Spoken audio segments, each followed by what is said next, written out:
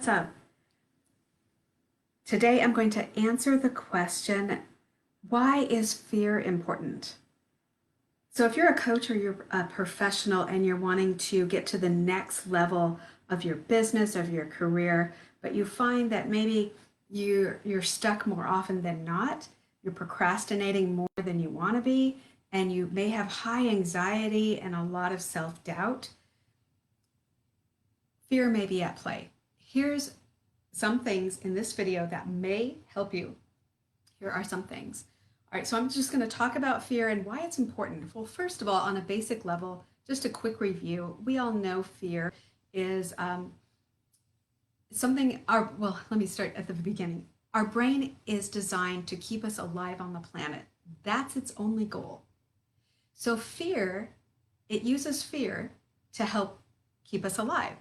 So if you're walking down the street and there's a dark alley, fear will pop up, and that fight, flight, or freeze mechanism in the amygdala in the brain fires up and it says, do not go down that dark alley. Yes, it's a shorter way home. Do not go down that dark alley. Do not go down that dark alley. Turn and go now. And it will give you the endorphins and the stamina, the energy to quickly get away from that dark alley and go a different way. That's where fear is designed to help you. However, in our complex world, when you're a coach, a professional, and you are trying to expand your business, go for that career change that you really want, or just get to the next level in your career.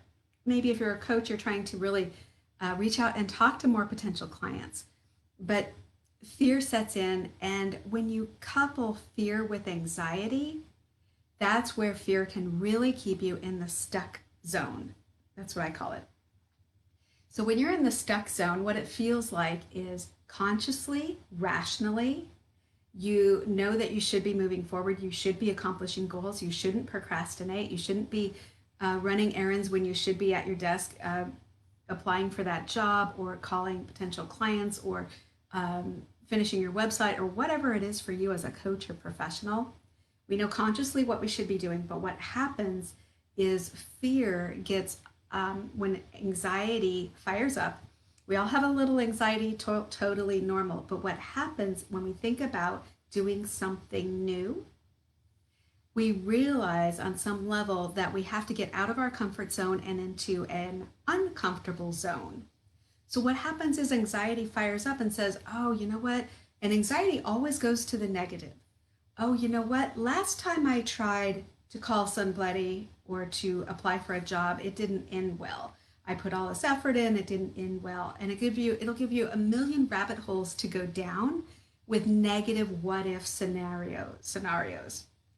What happens is fear says, oh, what? Things didn't go well? I will help you. I will keep you in your comfort zone. I will work with anxiety to keep you stuck so you are always in a familiar place. Thinking that if you're in a familiar place, then you're safe. You don't have to be disappointed. You don't have to be uncomfortable. And like I said, our brain is designed to keep us alive on the planet.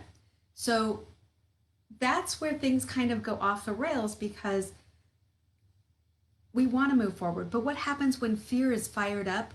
That fight, flight, or freeze mechanism is fired up, saying, oh, you're about to do something uncomfortable in your business. Oh, I don't know. You're about to apply for that job. I don't know. You might be disappointed, and we remember what happened last time. What happens is fear takes over the brain and can kind of leave you feeling foggy. So that reasoning and judgment part of your brain, they kind of get like a dial, it gets kind of turned down. So we get more into the fear and less into the reasoning and the judgment. And it can feel like you're kind of foggy, like, oh, yeah, I don't want to be uncomfortable. I don't want to be disappointed. And I used to be really, really affected by disappointment. It was just the hardest thing for me to get over until I started doing a couple of things differently. And you can do this too to help you control your fear. Because when fear takes over, it can start to really control your life and it can really feed anxiety. Like it's feeding anxiety lots of food. So the anxiety gets bigger, the fear gets bigger, and you get more stuck. So here's what you can do. Um, know that you have to get control of the fear. What I often do, and this has helped me a lot, is um, talk to fear. If it helps you, think of fear as a child, all right, that's wanting you to stay or do something, not move forward because it's uncomfortable.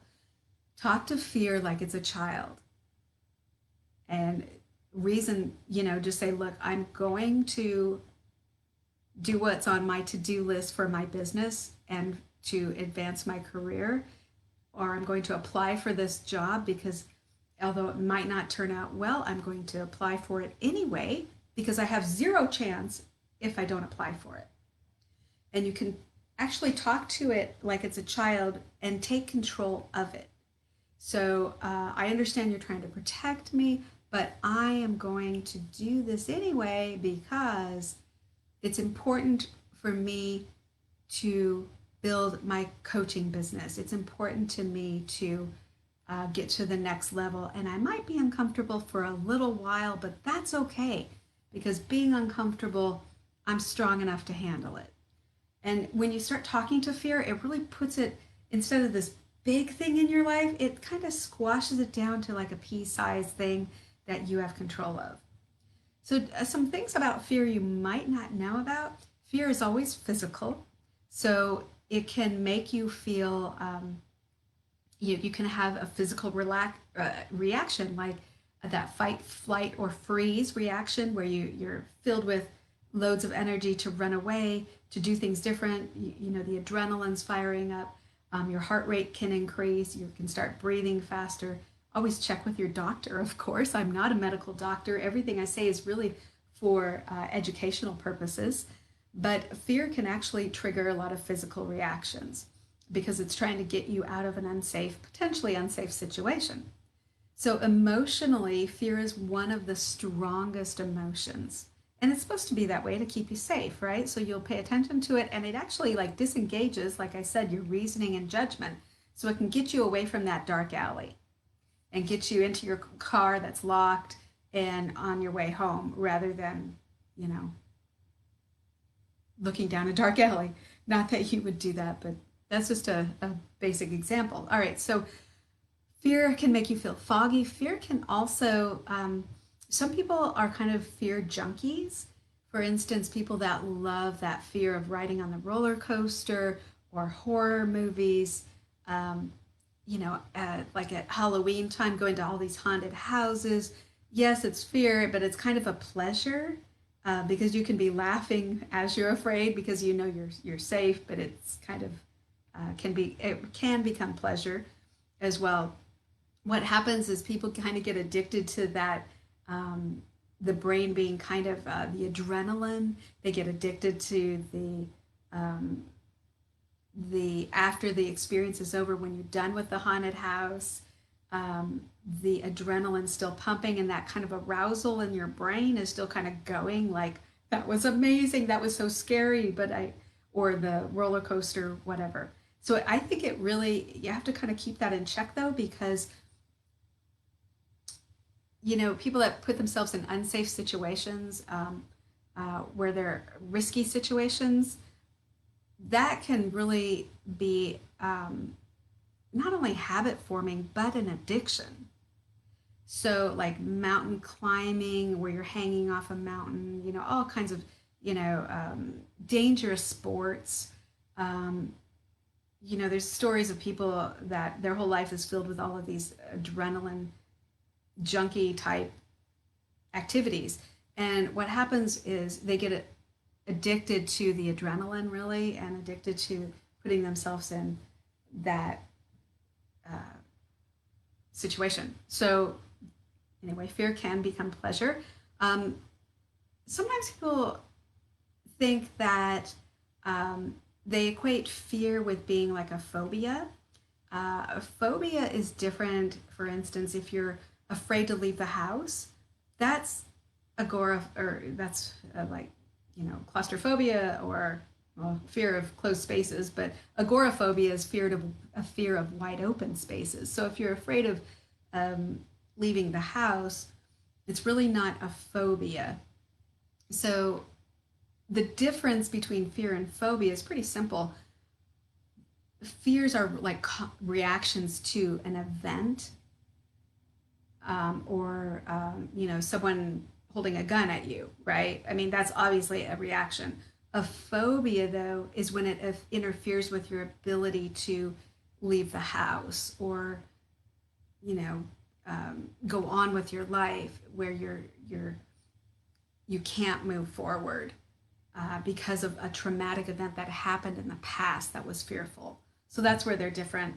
Of course, your brain is brain is designed to keep you safe and alive on the planet. That's its only goal. So everything's supposed to work right, but where it goes off the rails, and I know this is already 10 minutes long, I'm sorry, where it goes off the rails is when it keeps you stuck from not achieving your financial goals in your career, your coaching business, because you feel like you start looking at your life, you realize you have lots of procrastination, lots of self-doubt, anxiety. Fear will use everything to keep you stuck because it thinks it's keeping you safe. So the first step is being aware of it. And the second thing you can do with fear is talk to it like it's a child. I'm going to work through my to-do list because it's important to me, as in, you don't get to decide this for me. I'm going to do this because I'm the parent. I am the powerful, adult in the room, and I'm making this choice. And I know that I'm going to be okay. So I hope this helps you. That was really long-winded, but I hope it was educational for you as well. So stomp your fear, talk to it like a child. Don't let it control you, because it will work with anxiety to start to control your life. And as soon as you notice that you're not moving forward on your to-do list, or you're not accomplishing your goals, that's a huge red flag to stop and talk to that fear and start accomplishing those things on your to-do list every single day. And that's how you keep yourself on track. I hope this helped you. I'm Mary Kay Richardson. I help business professionals, coaches, to overcome the things that are holding them back, whether it's strong anxiety, whether self-doubt, and anything that keeps you procrastinating and stuck, so that you can really reset your confidence and develop positive habits and really live the life you're supposed to live. Live your dream, all right? Because your coaching business, your career, your dreams are put in your heart so that you could achieve them. All right, so I hope this finds you well. Take care, and I'll see you on the next video. Bye for now.